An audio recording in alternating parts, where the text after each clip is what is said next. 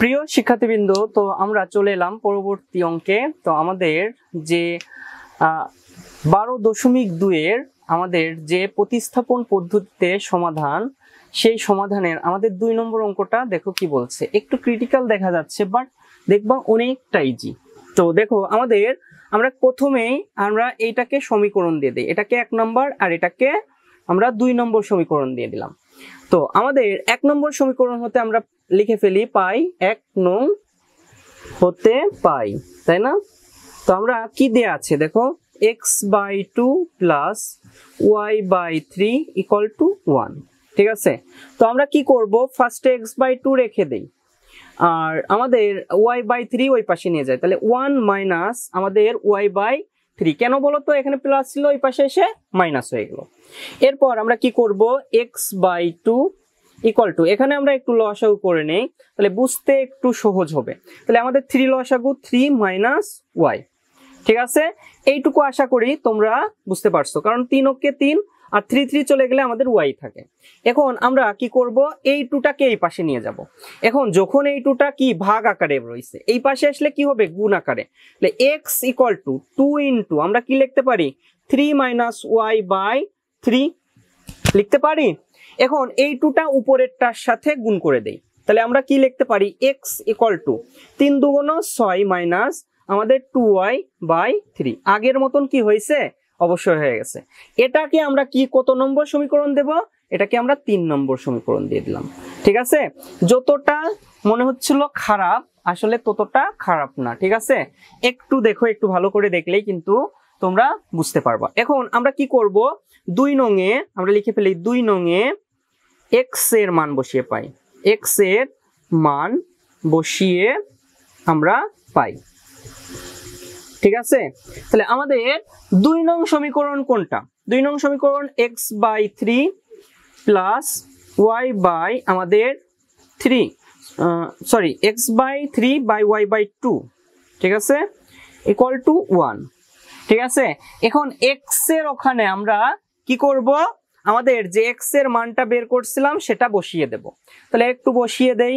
ঠিক আছে, তো এখানে আমরা x এর জায়গায় বসাচ্ছি, তাহলে 6 মাইনাস 2y বাই আমাদের 3, এরপর বাই আছে আমাদের 3, তারপরে কি প্লাস আমাদের y বাই আমাদের 2 ইকুয়াল টু 1। একটু ক্রিটিক্যাল মনে হচ্ছে, এখনই দেখবা সহজ হয়ে যাচ্ছে। তাহলে 6 মাইনাস 2y আমাদের ভাগ আছে, আমরা গুণ করে দেই, গুণ। এখানে যেহেতু কিছু নেই, তাহলে উপরে নিচে কি আছে, 1 আছে, 1টা কিসে উপরে চলে যাবে আর 3টা নিচে চলে আসবে। এবার clear, plus y/2 equal to 1।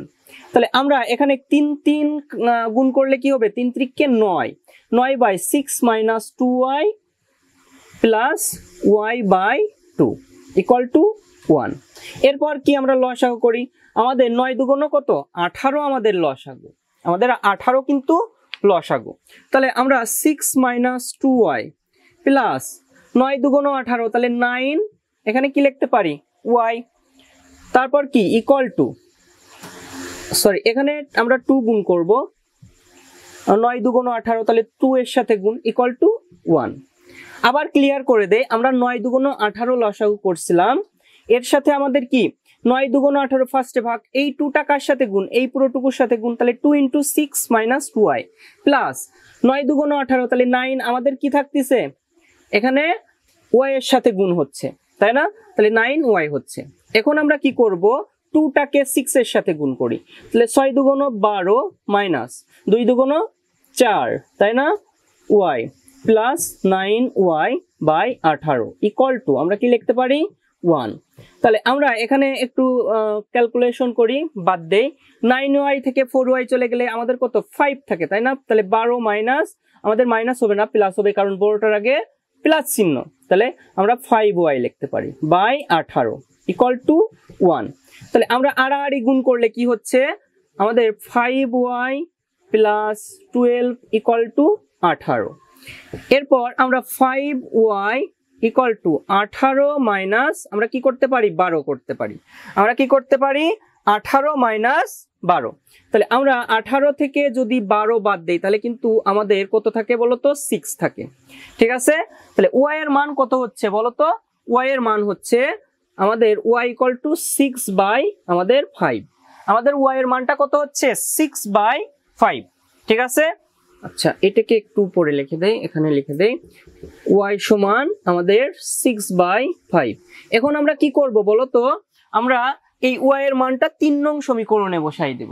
Y এর মানটা কোথায় বসাবো 3 নং এ।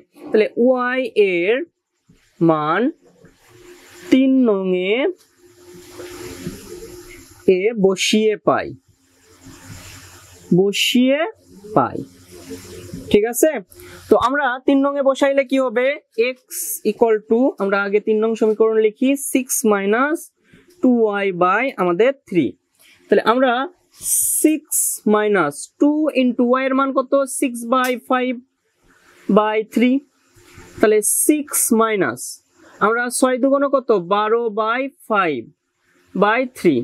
এখন উপরে যদি আমি লসাগু করি তাহলে আমাদের 5 আমাদের লসাগু, আমাদের কত লসাগু, আমাদের 5 হলো লসাগু, ঠিক আছে। আমাদের কত লসাগু 5 হলো লসাগু। তাহলে 5 ছক কত 30 মাইনাস 12, ওকে, বাই 3। তাহলে আমাদের 30 থেকে 12 চলে গেলে আমাদের কত থাকে বলো তো, আমাদের 18 থাকে। তাহলে 18 বাই আমাদের 5/3। তাহলে 18/5 ক্রস আমাদের এর নিচে কিছু নেই মানে 1 আছে, 1টা উপরে চলে যাবে আর 3।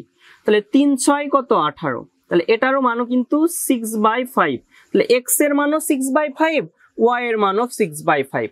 তাহলে আমরা একটু লিখে দেই, অতএব আমাদের উপরেই লিখে দেই এক জায়গায়, অতএব x y আমাদের কি 6/5 আর 6/5, ঠিক আছে। এটাই কিন্তু আমাদের প্রদত্ত অঙ্কের অ্যান্সার। তো আশা করি তোমরা 2 নম্বর অঙ্কটা খুব ভালো করে বুঝতে পারছো।